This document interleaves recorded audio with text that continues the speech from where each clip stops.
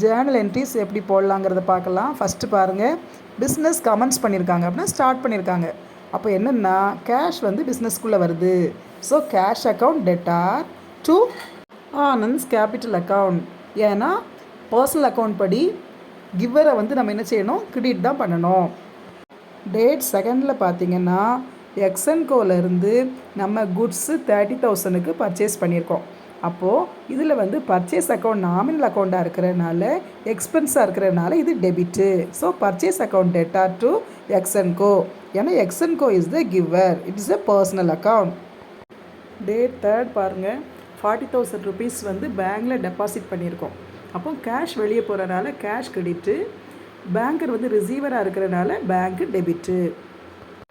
4ஆம் தேதி பாருங்கள், 95,000க்கு எல்என்கோலேருந்து ஒரு பில்டிங் வாங்கியிருக்கோம் கடனுக்கு. அப்படின்னா பில்டிங் ஒரு சொத்தாக இருக்கிறதுனால ரியல் அக்கௌண்ட் படி பில்டிங்கை டெபிட் பண்ணணும். எல்என்கோ இஸ் த கிவர், அதனால அவர் பர்சனல் அக்கௌண்ட்டாக இருக்கிறதுனால அவரை கிரெடிட் பண்ணணும். அடுத்து 5ஆம் தேதி பாருங்கள், ஆஃபீஸ் யூஸ்க்காக பேங்க்லேருந்து 5,000 ரூபா பணம் எடுத்திருக்கோம்.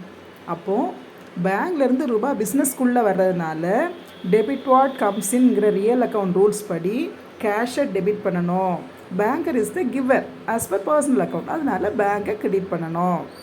டேட் 6th பாருங்கள், ஆனந்த் வந்து தன்னோட பர்சனல் யூஸுக்காக 4,000 ருபீஸ் பேங்க்லேருந்து எடுத்திருக்காரு. ட்ராயிங் அக்கௌண்ட் பர்சனல் அக்கௌண்ட்டாக இருக்கிறதுனால இதில் வந்து ட்ராயிங் வந்து டெபிட் ஆகும். பேங்க் வந்து கிவராக இருக்கிறதுனால பர்சனல் அக்கௌண்ட், அதனால பேங்க் வந்து கிரெடிட் ஆகும். டேட் 7th பாருங்கள், அவங்க என்ன பண்ணியிருக்காங்கன்னா டவல்ஸை வந்து சேரிட்டிக்கு கொடுத்துருக்காங்க 3,000 ஒர்த்து. அப்போது சேரிட்டிங்கிறது கிட்டத்தட்ட ஆர்ஃபனேஜ் மாதிரி. அப்போது பர்ச்சேஸ் ப்ரைஸில் தான் அவங்க கொடுத்துருப்பாங்க. ஸோ பர்ச்சேஸ் கேன்சல் ஆகிறதுனால இந்த இடத்துல பர்ச்சேஸ் வந்து கிரெடிட் ஆகும். டெபிட் தான் எப்போவுமே பர்ச்சேஸு, அது இப்போ கிரெடிட் ஆகுது. சேரிட்டி வந்து டெபிட் ஆகுது, ஏன்னா அது ஒரு எக்ஸ்பென்ஸாக ட்ரீட் பண்ணி நம்ம டெபிட் பண்ணுறோம்.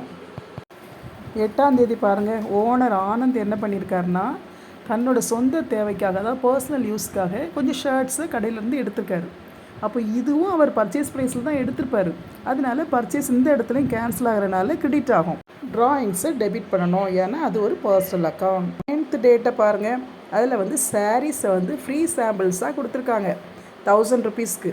அப்போது அது வந்து நமக்கு ஒரு எக்ஸ்பென்ஸ், அதனால் சேல்ஸ் ப்ரமோஷன் அக்கௌண்ட்டுன்னு சொல்லி அதை டெபிட் பண்ணணும்.